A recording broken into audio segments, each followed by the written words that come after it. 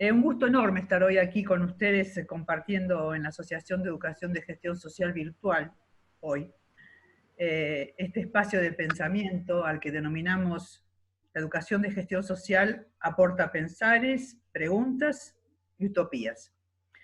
La historia de nuestras escuelas tiene larga data, con formación heterogénea y territorios diversos a lo largo y a lo ancho del país.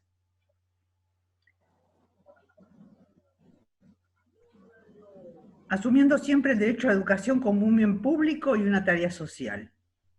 Y no llegamos ayer ni llegamos solos a construir esta historia. Algunas de nuestras escuelas tienen más de medio siglo de vida. Pero fue la sanción de la Ley de Educación Nacional 26.206 en el año 2006 que nos dio el reconocimiento explícito. Más allá de los tiempos que veníamos trabajando sin nombrarnos, la visibilidad normativa generó un deseo irrefrenable de reunirnos y pensar juntos el perfil identitario. Desde el año 2006 realizamos en distintas provincias encuentros locales, jornadas y 5 congresos nacionales de educación de gestión social. Así fuimos concluyendo que no producimos bienes materiales, lo nuestro no se comercializa en el mercado, no hay especulación económica ni acumulación de capital. Hay elaboración colectiva de conocimiento, de desarrollo de sentido crítico, de empoderamiento de nuestros derechos, de construcción de ciudadanía, produciendo desarrollo humano que no se logra si no va acompañado de educación. Desde ese lugar aportamos a la economía social, asociativa, donde efectivamente lo económico se subordina a lo social. Pero no quiero finalizar sin recordar y compartir con ustedes que en aquellos principios de siglo era cuando recorríamos los pasillos de la Torre de la Dirección General de Cultura y Educación de la provincia de Buenos Aires. Necesitábamos compartir lo que hacíamos, el cómo lo hacíamos y el para qué. Así es como nos cruzamos con Mari Sánchez, vaya mi cálido recuerdo, con Claudia Bracci y con Osvaldo López Rey, y nos llevó hasta el despacho del licenciado Rafael Gagliano, miembro del Consejo Consultivo de la Dirección General de Cultura y Educación de la provincia, quien se dispuso rápido a la escucha atenta, al intercambio de miradas enriquecedoras de conceptos y de experiencias. Nosotros íbamos camino a organizar para el 19 de mayo de 2007 la primera jornada provincial de educación de gestión social. ¿Cómo entonces no celebrar esta oportunidad para agradecerle su acompañamiento y manifestar la satisfacción y alegría de tenerlo con nosotros hoy, como lo estuvo a cargo de la apertura de aquella primera jornada? A no dudar, lo sentimos un compañero de ruta. Adelante, licenciado Rafael Gagliano. Gracias. Buenas tardes, muchísimas gracias, Ana María, a todos los miembros de la Asociación Civil de Educación de Gestión Social, a Juan Jiménez por el contacto de la preparación de este encuentro, de esta conversación.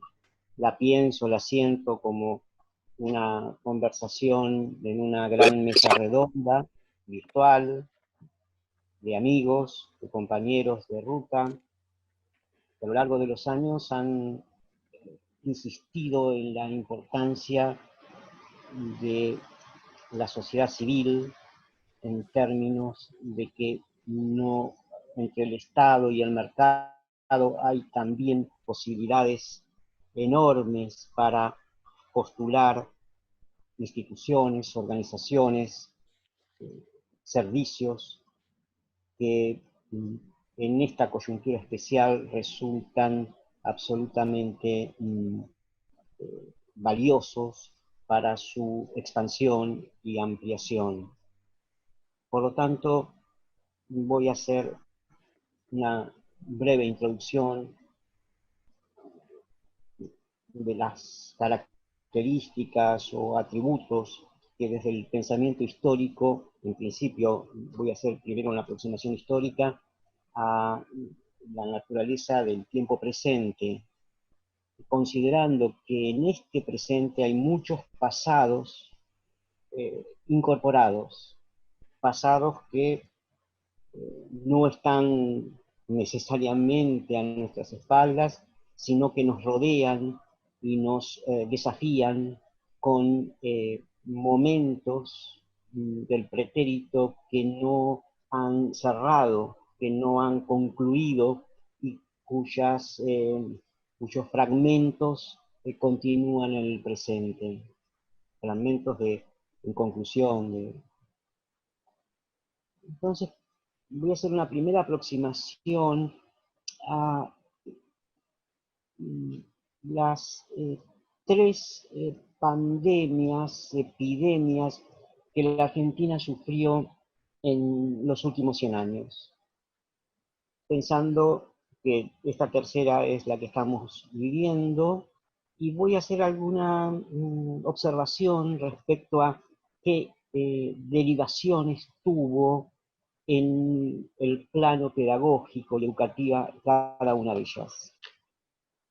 En primer lugar, voy a referirme a la gripe española, que así se llamó, la de 1918-1919, en la primera presidencia de Hipólito Yrigoyen, que produjo 30.000 muertos en Argentina. Una epidemia que ingresó por el puerto de Buenos Aires y se expandió en la provincia, en primer lugar, en un esquema de distribución muy semejante al que estamos viviendo, y que luego hizo estragos en el centro y norte del país, donde la mayor cantidad de víctimas se produjeron en el otoño-invierno del año 19. El efecto que pedagógicamente esta epidemia produjo fue el discurso de la escuela activa. Es decir, que la centralidad del proceso educativo pasó del docente al alumno, al niño. Es en la década de los 20, desde el principio de la década de los 20, donde se genera un proceso de revolución pedagógica en torno a la centralidad de los intereses, la curiosidad y el valor de iniciación que tiene la condición del niño como motor de la enseñanza. Ya no son los contenidos ni la voz, digamos, culturalmente autorizada del docente que estaban privilegiadas en la escuela tradicional previa. Es decir, que esa pandemia de la gripe española produjo un primer salto cualitativo muy, muy importante que la educación argentina capitalizó y conservó a lo largo de las décadas siguientes. La segunda epidemia, esta primera epidemia estuvo muy asociada con las políticas de higiene, de arquitectura escolar, de ventilación, de aireación, en fin, la construcción de nuevas escuelas que atendieran sobre todo a la enfermedad de la época, que no era la gripe española, sino la tuberculosis. Pero la gripe produjo este cimbronazo, este giro de recuperar la centralidad del niño. La escuela activa, con tantísimas docentes y directoras argentinas que tuvieron un amplio y honorable despliegue de capacidades en toda la geografía nacional. Mencionar solamente las hermanas Cosettini es para poner un timbre de honor a esta época. La segunda epidemia fue la de polio, de poliomielitis del año 1955-1956.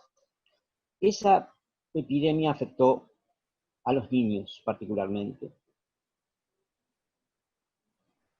La primera había afectado a niños y adultos, a la población en general, pero esta, digamos, tuvo como población target a los niños, y fue, bueno, la vacuna Sabin, la Regional Salk, las que pudieron revertir ya hacia fines de la década de los 50 esta epidemia que produjo obviamente un gran impacto en la salud, en la enfermedad de tantos niños.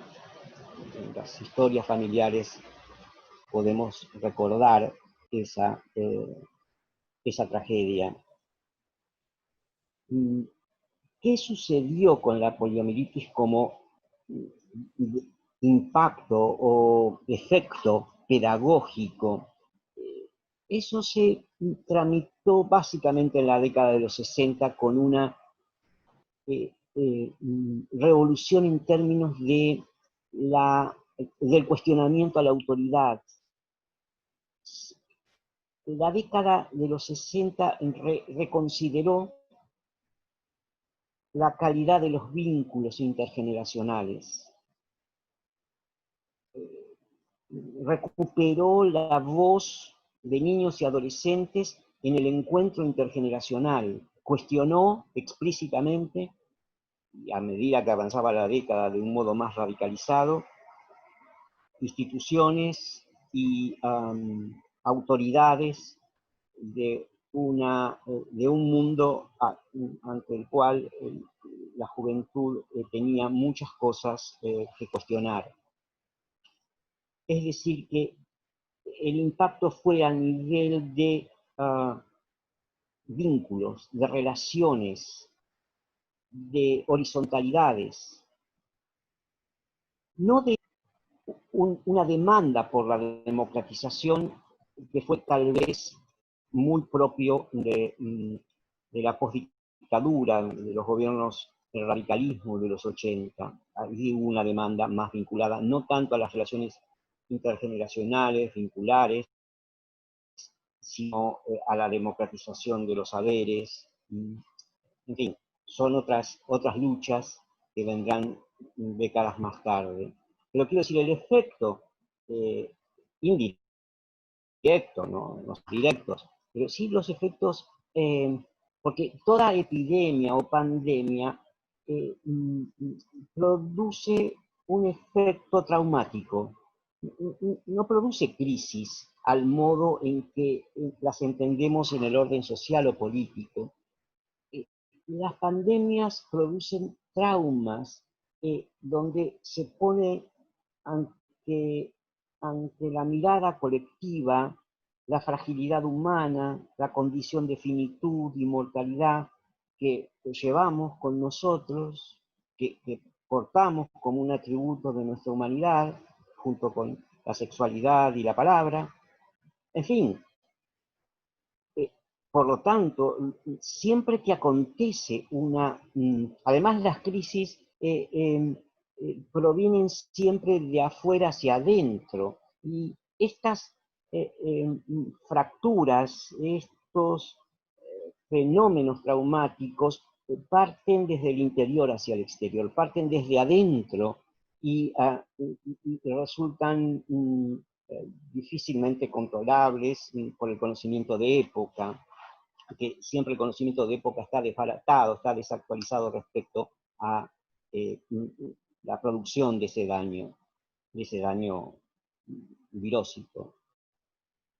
Entonces, esta tercera pandemia del siglo, para completar la actual en la que vivimos, está abriéndose a un conjunto de aprendizajes colectivos como creo que ninguna de las dos anteriores había alcanzado, no porque no fueran, sí que lo fueron, importantísimas, la escuela activa y la democratización de los vínculos y de la revisión de las conductas autoritarias en los 60, sino también porque lo que estamos aprendiendo colectivamente en esta pandemia es a elaborar un dolor colectivo.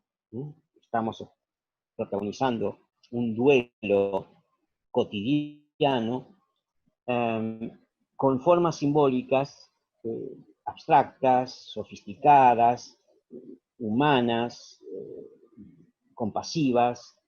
Quisiera abrir aquí, digamos, los aprendizajes derivados de los que yo creo que estamos desarrollando y está todo en curso. En primer lugar,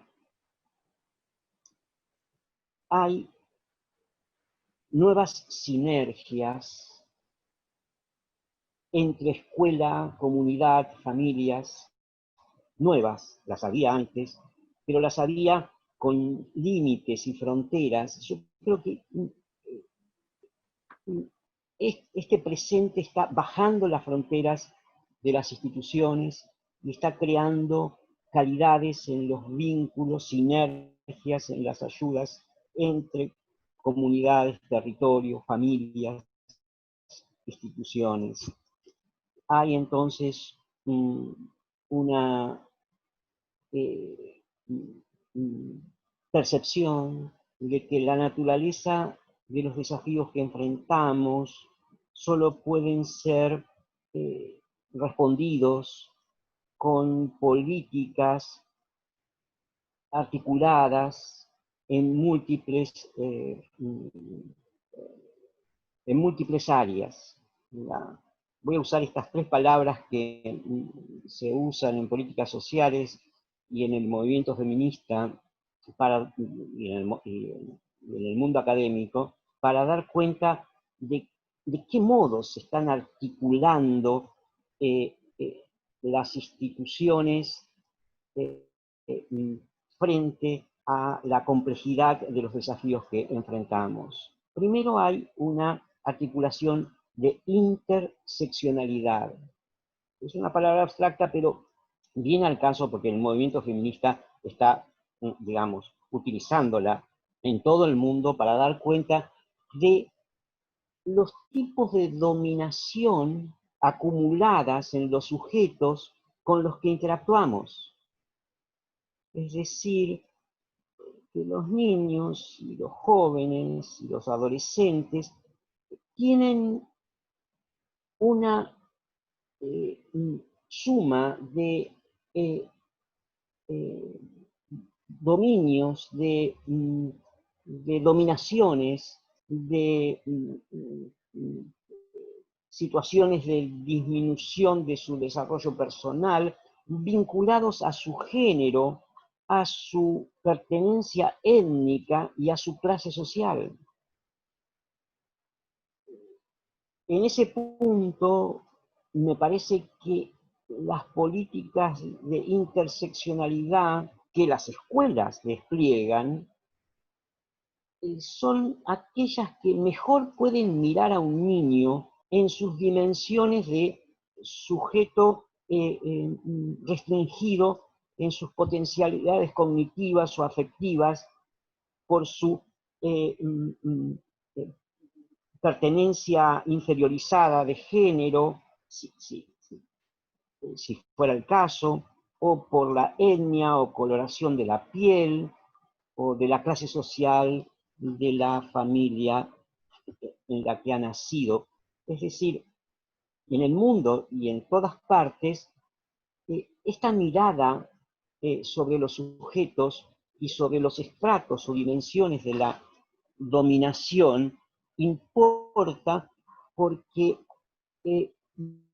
es esta interseccionalidad, cuando opera negativamente sobre los sujetos, impide, no los habilita para el conocimiento, los bloquea y los obtura para progresar en la vida de los conocimientos. No están autorizados por estos bloqueos derivados de la suma de opresiones interiores derivadas de su interseccionalidad, de la suma de estos segmentos. La otra política está vinculada con la intersectorialidad. Es obvio que las escuelas de gestión social son las que mejor conocen de qué modo podemos responder a un derecho articulándolo con la comunidad, con los clubes, con las instituciones de salud, con los servicios locales, en fin, de protección y promoción de los derechos del niño. La intersectorialidad hace que la escuela sea un nodo, quizás sea el nodo principal, de un servicio que el Estado ofrece y la sociedad civil ofrece como para asegurar derechos cruzados que tienen en el centro, y ahora volvemos a la primera epidemia, a los efectos de la primera epidemia, que tienen en el centro la singularidad de la vida de niños y adolescentes. ¿Sí? Cuando no son ventanillas distintas, sino un colectivo de agentes estatales o de agentes de la sociedad civil que están colocando como valor intangible más importante la centralidad de la vida de los recién llegados, de los nuevos, de los niños. Y finalmente, las políticas de interdisciplinaridad, bueno, interdisciplina, eso es lo que quiero decir, que es el modo de pensar los objetos de conocimiento, por ejemplo, la justicia.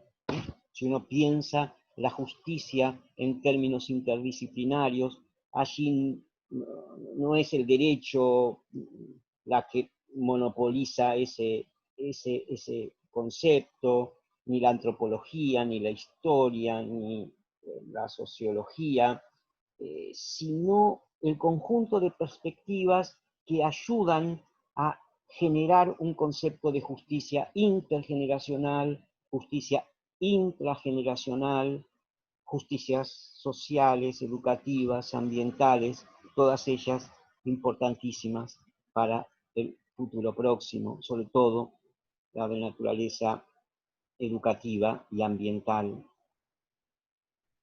Otro de los aprendizajes que este momento nos ofrece, nos pone sobre la mesa, para continuar con una metáfora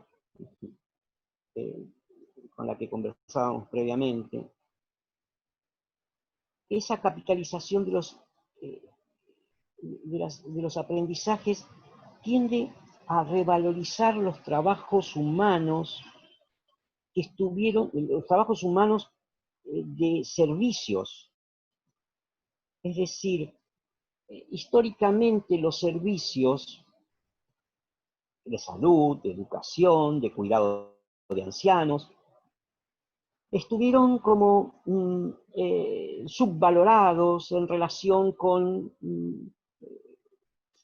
trabajos productivos de naturaleza industrial o comercial o financiera. En esa simbólica que tiene la vida económica. Y esta pandemia ha puesto en un grado de significación máxima la importancia que tienen todos los servidores públicos, los que nos dan seguridad, los que cuidan de nuestra salud, las mujeres y el trabajo doméstico no pago, todo un sinfín se ha hecho visible, un sinfín, y se ha revalorizado conjuntamente, todos esos trabajos humanos de servicios a sectores vulnerables de la sociedad.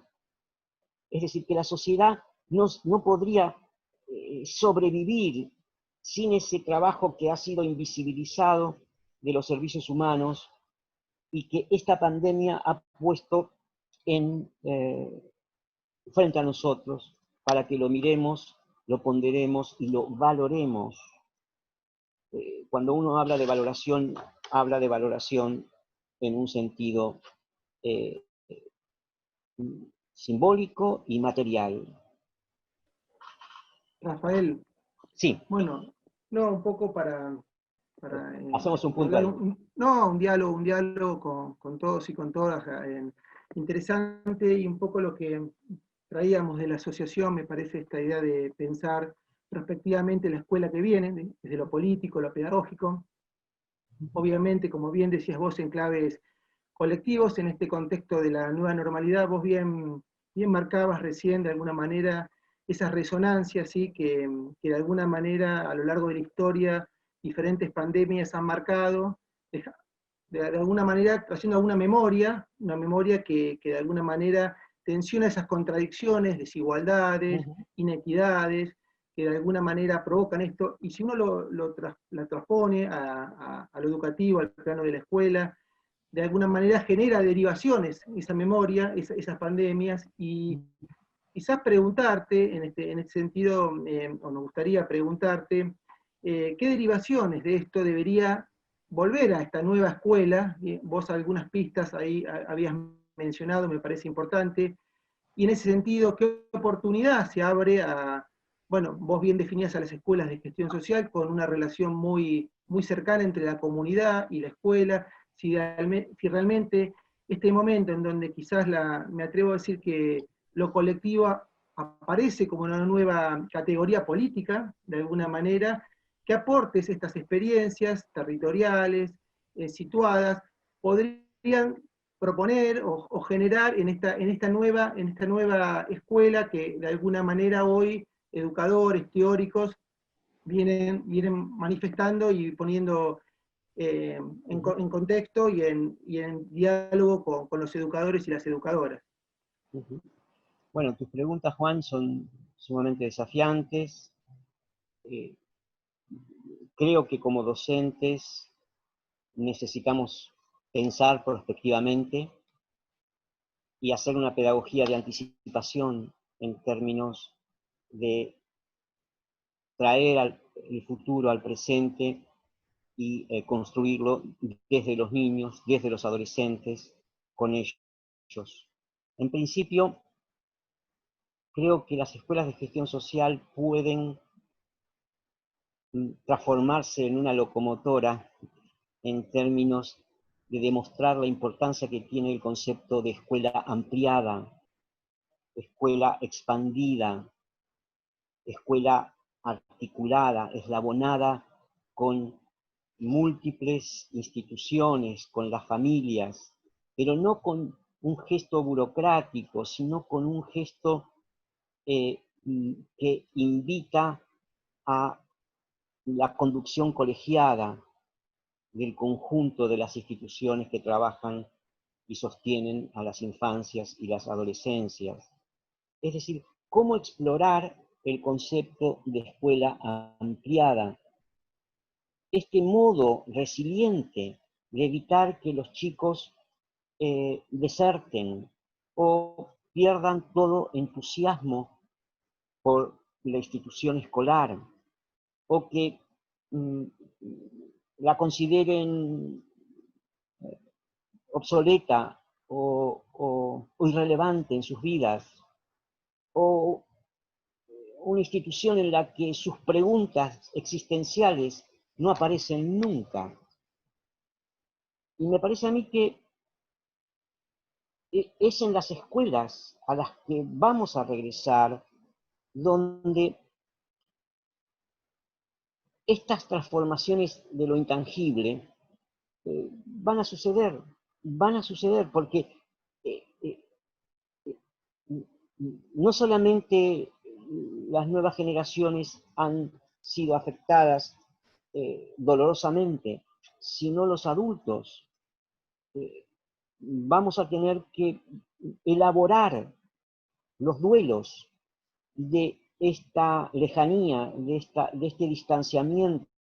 No somos una especie que vive en la soledad o que se acostumbra a producir significado en la soledad. Y, por cierto, la escuela va a ser la institución que pueda ayudar a elaborar los traumas colectivos que esta situación de pandemia estuvo y está originando. Me parece entonces que allí es muy importante dar cuenta de recuperar la palabra como instrumento de significación. La escuela es la institución que puede ofrecer a través de los lenguajes plásticos, artísticos, lingüísticos, en fin, prácticos, de todo orden. Saber que las cosas en la naturaleza crecen con tiempos determinados, produce lecciones variadas en términos del modo en que gestionamos nuestra temporalidad. La escuela puede enseñar, entre otros aspectos, a gestionar la temporalidad de niños y adolescentes, a jerarquizar, a priorizar, a establecer agendas, cosas que no están en ninguna disciplina, pero que arman la subjetividad ante un mundo tan desafiante, tan arrasador. Por otro lado, estar atento a las nuevas desigualdades. La pandemia es como un río que desborda y produce nuevas desigualdades. Desigualdades que una política de intersectorialidad tiene que mostrar en su entretejido, en su relación. Por ejemplo, las desigualdades que se expresan en la falta de trabajo en los adultos, se expresan en la falta de formación académica y escolar en niños y adolescentes. Son desigualdades concomitantes. A los padres les falta trabajo, a los niños les falta educación. Entonces, esas desigualdades se combinan y afectan al conjunto familiar. La que aprende es la familia, y la que se bloquea es la familia. Entonces, cuando una familia no puede acceder a un trabajo digno, el niño está mirando que su manera de colaborar, por decirlo irónicamente, es también afectándose en su capacidad de conocer. Digo esto porque se expresa de un modo tan lineal, tan mecánico, que la escuela tiene que hacer enormes intervenciones colegiadas intersectorialmente con otras instituciones de la comunidad para interrumpir esta desigualdad que se manifiesta en términos de la situación familiar. Por otro lado, está la presencia de lo que podríamos llamar bienes públicos globales. Hoy por hoy estamos postulando la idea de que las vacunas son bienes públicos globales. Deben ser bienes públicos globales, esenciales, universales, accesibles por su gratuidad al conjunto. En la vacuna se expresa el conocimiento humano, y el conocimiento es un bien público, es un común. Defender, si la escuela tramita el conocimiento y lo tramita como un bien social, como un bien público, tiene que defender la idea de que los resultados de ese conocimiento, en este caso las vacunas, deben ser, por la centralidad que tienen en el derecho a la salud de toda la humanidad, un bien público global. La defensa entonces de los bienes públicos globales tiene a la escuela y a las nuevas generaciones como abanderados. Los bienes públicos globales del conocimiento, del suelo como bien público global, de los océanos, del espacio, de tantísimos bienes que no les pertenecen ni pueden ser propiedad de ni mercancía de ningún país o empresa. Entonces, la escuela tiene, porque trabaja con un bien público global, que es el conocimiento, con su transmisión, con su recreación, con su producción, ponerse a la vanguardia también de la defensa de los bienes públicos globales, la calidad de vida, en fin, tantísimos bienes que están como defendidos sectorialmente, y en su naturaleza son... es decir, enfrentamos, lo que quiero decir con los bienes públicos globales es que nuestros problemas son globales, con expresiones nacionales. Nuestros grandes problemas como humanidad, y también el concepto de humanidad se ha puesto muy en juego con la pandemia, formamos parte de una sola humanidad. Esa humanidad tiene problemas globales y se expresan en términos nacionales, en territorios nacionales, pero es la solidaridad y la ayuda y la cooperación internacional las que resuelven esos problemas de naturaleza global que de ninguna manera pueden atenderse competitivamente entre naciones. ¿Sí? Por lo tanto, desde Sudamérica podemos reivindicar la idea de una patria grande para integrarnos a la humanidad en su conjunto y poner a los problemas en la escala en que estos problemas se presentan. La Argentina tiene inmensos problemas ambientales, económicos, sociales, y una escala en que la integración regional ayudaría enormemente a su resolución. Por otro lado, hay un concepto que me gustaría compartir con ustedes, y es cómo potenciar la ciudadanía, cómo ejercer nuevos niveles de ciudadanía, y se me ocurrió imaginar el término cuidadanía como ayudando a el de ciudadanía. La ciudadanía es la que se orienta al ejercicio de los derechos en el plano público, y la cuidadanía es la dimensión subjetiva, la que trabaja en los planos de la sensibilidad, la formación de un ciudadano, por seguir jugando con la palabra, es la de un sujeto que está atendiendo a los planos internos del trabajo objetivo o público, que ese es el sujeto que la escuela forma para poder mirarse a sí mismo en el momento en que se comporta, decide, habla, etcétera, que pueda cuidarse a sí mismo, cuidar al otro, reconocer al otro, en fin, es una dimensión que la educación liberal nunca ha considerado, porque ha puesto el foco en la formación ciudadana, pero hoy me parece que el ciudadano tiene que ponerse de pie también subjetivamente, y esas políticas de cuidado que la escuela puede objetivar, puede trabajar, me parece que son una invitación a que lo hagan, y que aumenta, yo creo, la felicidad tanto en adultos como en niños. Primero agradecer a todas las personas que están, que son un montón, así que agradecidos todos los mensajes, los compañeros y compañeras de distintas experiencias que están.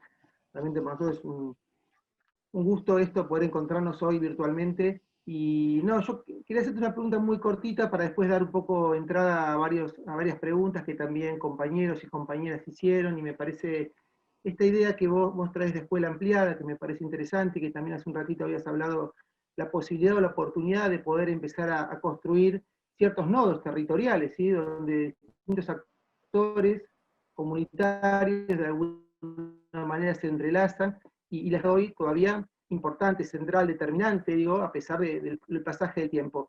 En este sentido, quizás me gustaría preguntarte, vos hace unos años habías manifestado una frase muy, muy interesante para todos y todas nosotros, que marcabas a estas experiencias como un espejo donde poder mirar otros futuros justos y democráticos.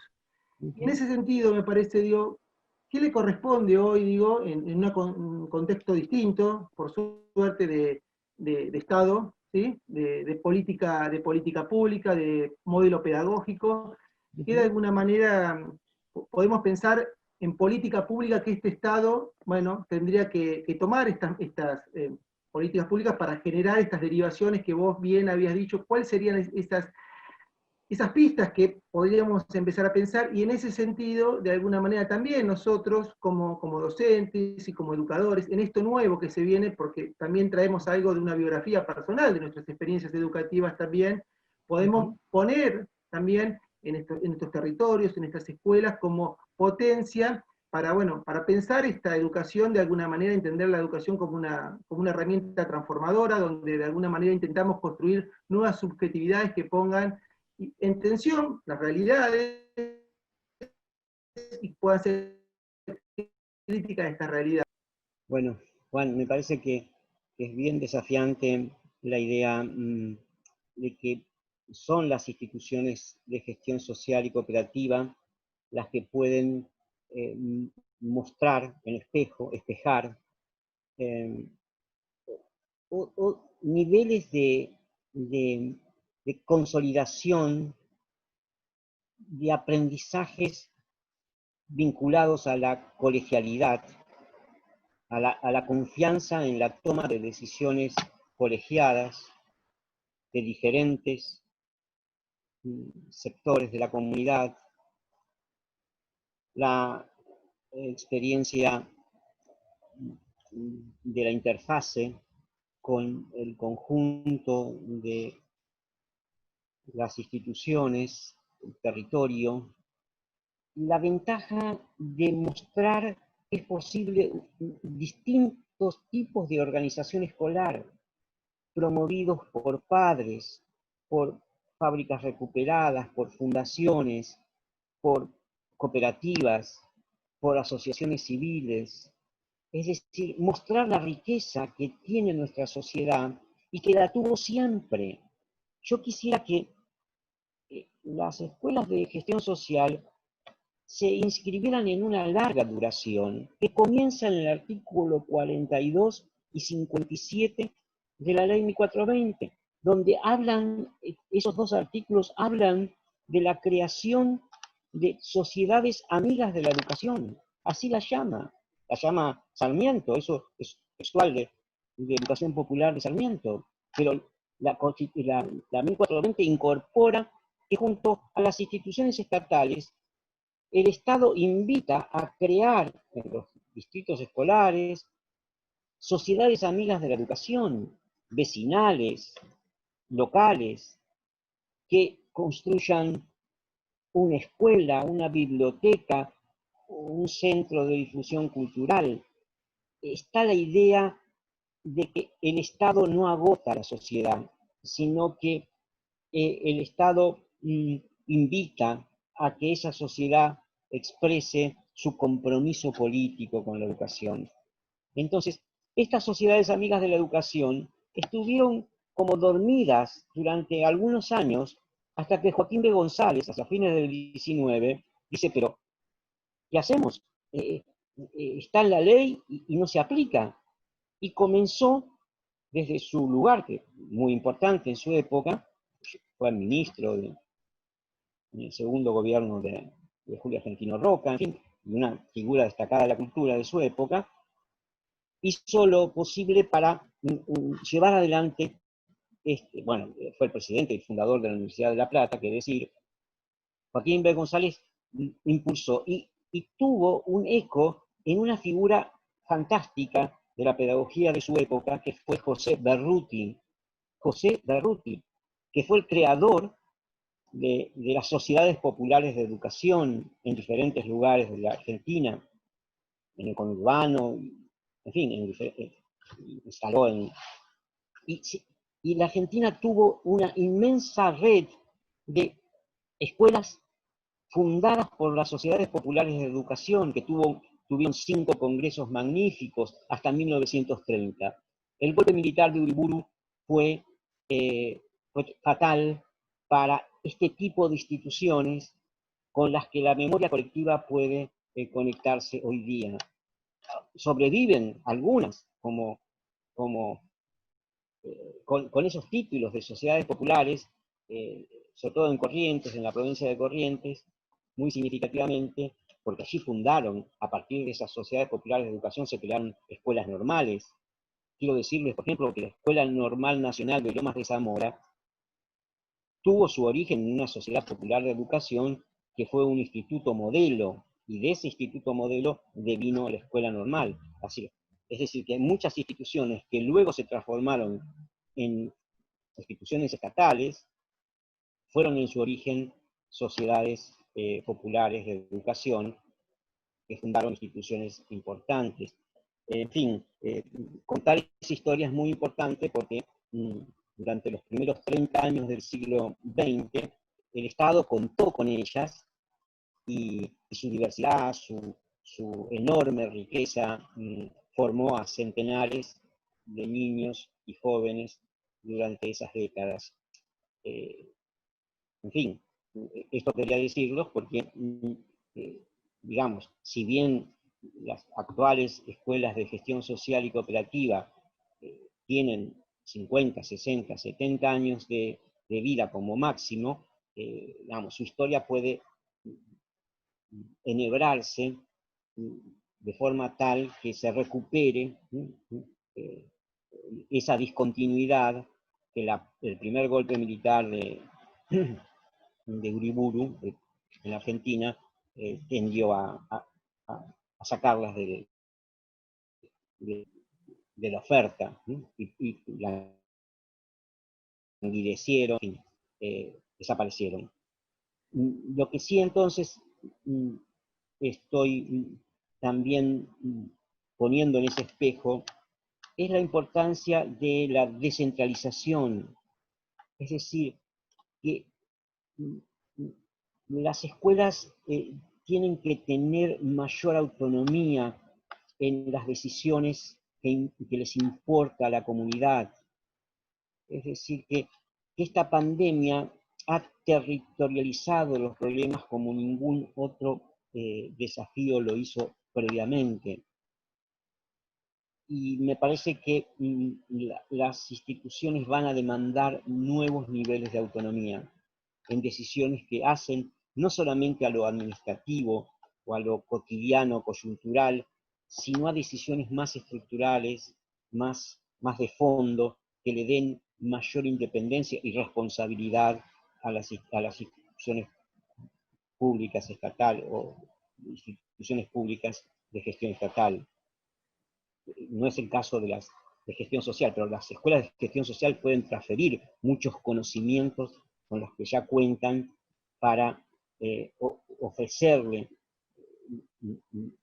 ese conocimiento de gestión y de organización escolar que las escuelas públicas de gestión estatal no tienen o han olvidado.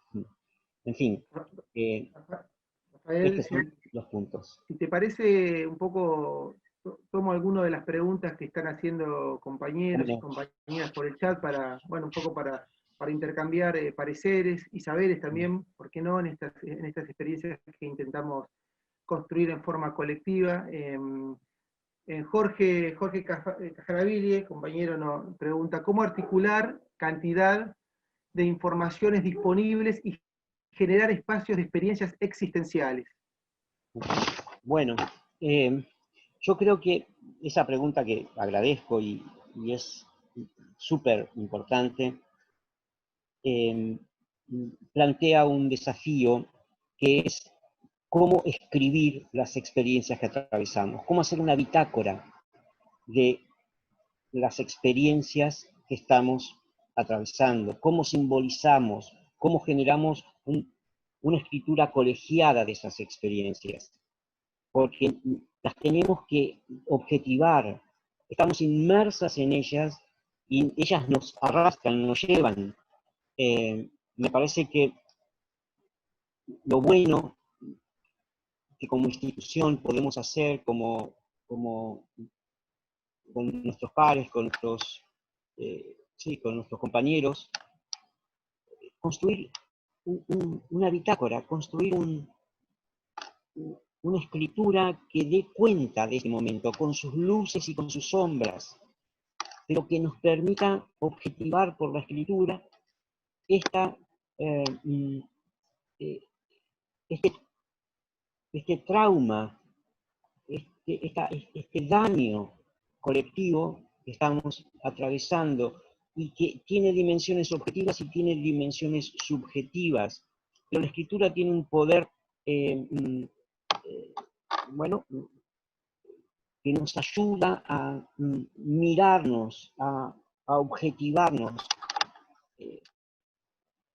Si uno solamente lo reduce a la oralidad, a compartir oralmente lo que nos sucede, esa palabra termina como entrando en un cono de sombra. La escritura lo que hace es permitir que eso pueda ser mirado nuevamente, revisitado. Una palabra oral no puede ser revisitada, porque se pierde en el momento, pero una escritura permite volver sobre ella, reescribir, leer entre líneas, abrir nuevas dimensiones, nuevos estratos de significado. Yo creo que si pudiéramos, como una de las tantas enseñanzas de esta pandemia, fundar archivos escolares sustentables, archivos escolares que no son solamente archivos administrativos o burocráticos, sino archivos de palabras de niños, adolescentes y adultos, familias y docentes y integrantes de la comunidad que han escrito, que han objetivado sus experiencias en textos. La escuela recoge y archiva ese material. Ese material es materia viva, es un insumo crítico para pensar el momento, para elaborarlo. Entonces, bueno, tenemos bibliotecas, tenemos museos, bueno, tenemos archivos escolares, pero archivos escolares resignificados con documentos con los que podamos explorar y elaborar el mundo en el que vivimos. Es decir, no son archivos oficiales ni archivos muertos, sino archivos vivos que permitan esa experiencia reflexiva. Por otro lado, Rafael, Federico Ingaramo consulta, también algo de esto estuviste manifestando vos en la charla, pregunta, ¿qué como sector o expresión de política educativa podemos ofrecer desde la gestión social al ámbito educativo a la potencia organizativa del campo popular al país en curso? Creo que hay muchos elementos afines que hacen a la organización, a la gestión de las escuelas de gestión social y cooperativa, que conectan por afinidad a los movimientos sociales, a la cultura popular, a acompañar al paso del que camina más lento. Es decir, son escuelas que pueden transferir ese conocimiento de lo que significa acompañar a los que van más lento y que la comunidad acompase su paso para que la inclusión sea verdadera. Yo creo que una cultura popular que esté atenta a la estima, al reconocimiento, acompaña ese movimiento con los pasos de los más vulnerables, de los más débiles, de los que necesitan ayuda y cooperación en su valimiento. En ese sentido, yo creo que repensar la inclusión en un sentido político, emancipador, significa que la escuela es una escuela que integra a todos los niños, no importa sus capacidades o sus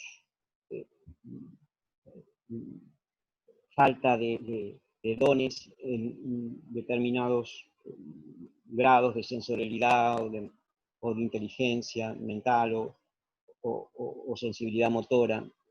La escuela tiene que integrar a todos los niños en todas sus condiciones de vida, y las escuelas no tienen que, para mi gusto, segmentarse como están segmentadas en el presente.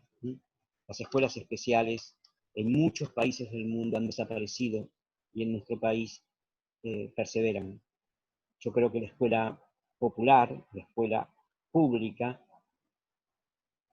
tiene que integrar a todos sus niños, tal como esos niños han llegado al mundo, con sus dones, con sus capacidades, con sus idiosincrasias, con sus cuerpos, con sus orientaciones sexuales, con todo lo que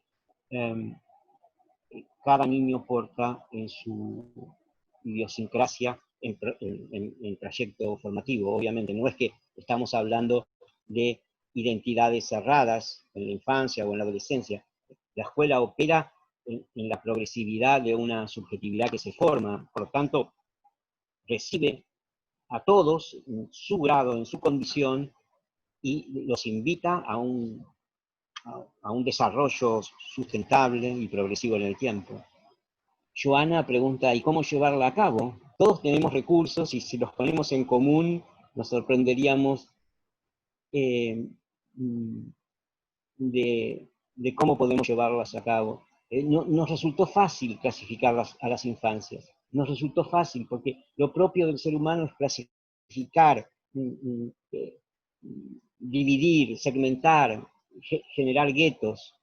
Pero si nos apartamos de esa pulsión clasificatoria, un padre, una madre no clasifica a sus hijos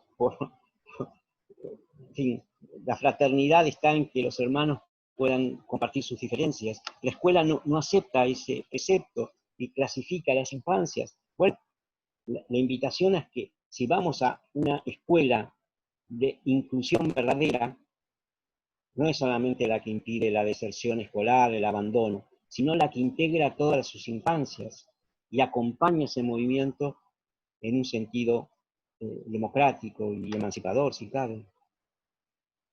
Es decir, es mucho más sencillo pensar en un modo no clasificatorio que en un modo clasificatorio. Por supuesto que se necesitan nuevas capacidades docentes, ya 2 o 3 docentes por aula, pero, en fin, la educación tiene que ser prioridad, tiene que estar en la agenda, y los recursos que allí se ponen regresan multiplicados en el tiempo. Hay dos preguntas más que nos gustaría para ir dando también un cierre y agradeciéndote también, bueno, toda esta hora y pico que nos brindaste para pensar de alguna manera esta apertura en este primer conversatorio que la asociación lleva adelante y que vendrán algunos más que ahora posteriormente vamos a comunicar. Bueno, Joana, no sé, yo creo que no la pude, se me cerró el micrófono y no la dije la pregunta, que decía, bueno, ¿qué se podría llevar a cabo una pedagogía del cuidado para crear una política transformadora de comunidad y una ciudadanía más humana? Y por otro lado, otro compañero pregunta, ¿a qué cosas no deberíamos volver como docentes en esta nueva, entiendo yo, escuela, normalidad que se nos presenta, o se nos va a presentar, mejor dicho? Bueno, saberes del cuidado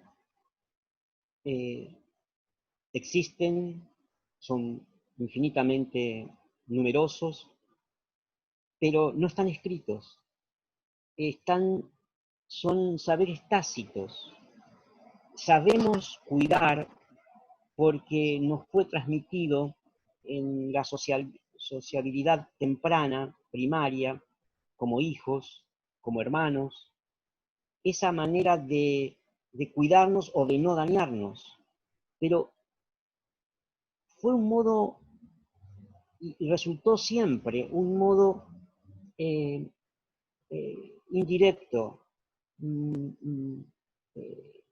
experiencial, no sujeto a la reflexión que invita el conocimiento, sino más bien a una práctica consuetudinaria de costumbres en el pasaje intergeneracional de padres a hijos o de abuelos a nietos. Los saberes del cuidado necesitan una profundización mayor, capitalizando aquello que nos distingue o que hemos conquistado como saberes de cuidado, y aumentando la paleta de los sentimientos humanos, de los afectos humanos, explorar nuevas dimensiones de los afectos que conocíamos y habilitar el ingreso de nuevas sentimentalidades, de nuevos afectos, de nuevas sensibilidades.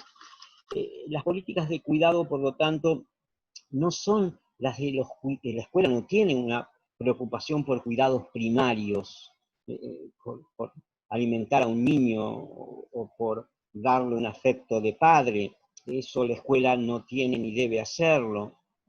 La escuela tiene un compromiso de cuidar las trayectorias formativas de los niños, cuidar los vínculos, cuidar a los adultos que en ella trabajan. Las políticas de cuidado no son solamente hacia los niños, es hacia los adultos como trabajadores, como profesionales de la enseñanza, como pares, en fin, es decir, que allí hay políticas institucionales de cuidado, las políticas de cuidado de los vínculos con las familias, cuidar los saberes, cuidar la progresividad de los saberes, hacer lo que en arte se llama curar, no cuidar, curar los contenidos, enseñar a curar los contenidos en las redes sociales, permitir que los niños y adolescentes puedan tener capacidades de decir no frente a determinados contenidos, no habilitarlos para que cualquier contenido los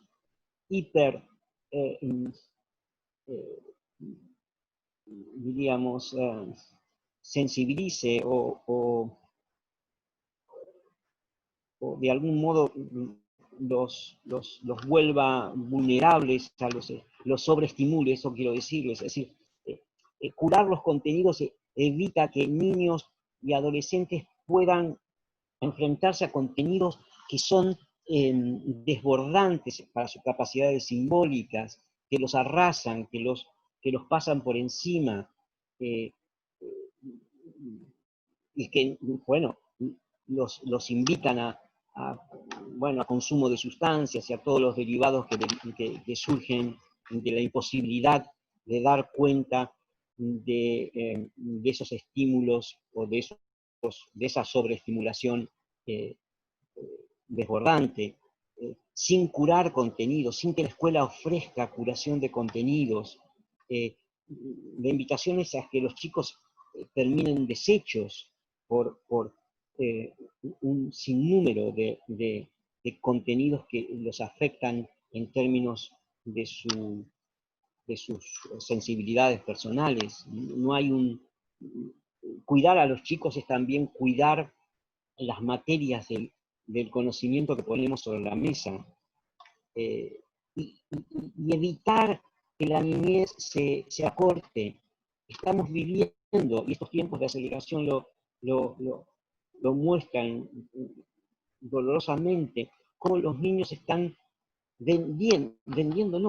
están acortando sus años de infancia para rápidamente, por este efecto de la hiperestimulación, llegar a alcanzar imaginariamente, ya que no físicamente, a la adolescencia. Si la pubertad está 2 o 3 años adelantada. Y esto es un efecto de esta sobreestimulación derivada de la ausencia de intervención cultural en la curación de contenidos.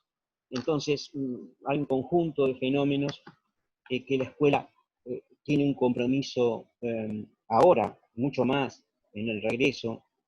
Y respecto al compañero que preguntaba de qué cosas no queremos no querríamos volver a ser de la escuela que dejamos atrás en el 2019 y principios de este año. Yo creo que no vamos a querer volver a trabajar individualmente, a trabajar encerrados en una burbuja de nuestra disciplina o de nuestra clase, que vamos a sentir, desear, alentar lo que ya sucede, obviamente, en muchas de sus escuelas, obviamente, trabajar colegiadamente en proyectos comunes, transversales, interdisciplinarios, que den cuenta incluso con temáticas elegidas por los estudiantes, o que con la voz de los estudiantes, puestas en esos proyectos. Es decir, no vamos a querer volver a una mirada de isla, de aislamiento. Vamos a querer invitar, incluso para sentirnos nosotros más vivos, vamos a querer formular una invitación distinta, pero que siento que es una clave de época, está en el orden de la época demandar una fluidez educativa significativamente distinta. Yo confío que eso no va a ser una oferta estatal, va a producirse como por estallido, así como sucedió con la Escuela Nueva en la Argentina en la década de los 20 y los 30, que aparecían instituciones que organizaban una propuesta pedagógica distinta y el Estado las aceptaba porque resultaba óptima académicamente. Bueno, del mismo modo, me parece que con mayor autonomía, mayor libertad responsable, mayor autogestión de las instituciones, los docentes podemos explorar nuevos registros de nuestra condición de profesionales de la enseñanza que aún no hemos explorado. No todos los docentes queremos ser docentes de aula, podemos ser docentes en otros espacios institucionales, o ser intermitentemente docentes de aula y docentes en otros espacios. En fin, una escuela que reinventa su condición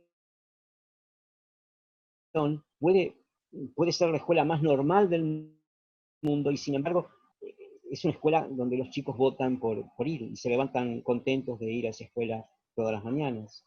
Sucede en tantísimos lugares del mundo que los niños votan por sus escuelas, las quieren, extrañan, lloran cuando no pueden ir.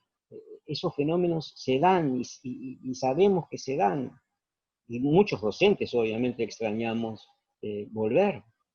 Nos cuesta esta condición de aislamiento o de distanciamiento. En fin, yo cultivo la...